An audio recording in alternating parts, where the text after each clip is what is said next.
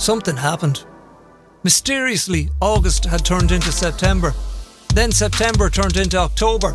It was October, I was thinking to myself, I still haven't finished this G-Wagon! Oh my God! Now, it's not like the wheels fell off the wagon. They didn't. We took them off on purpose. But what happened was that the closer we got to a finishing date, well, then the further that date would run away from reality. Seriously, it was like trying to catch water with a tennis racket. In the end, I was screaming for new balls, please. And new doors, and new sills, and new wings, and a new grill, And a rusty partridge in a pear tree.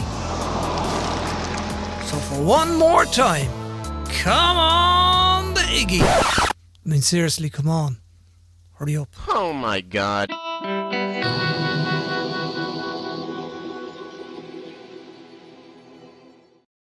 Oh my God.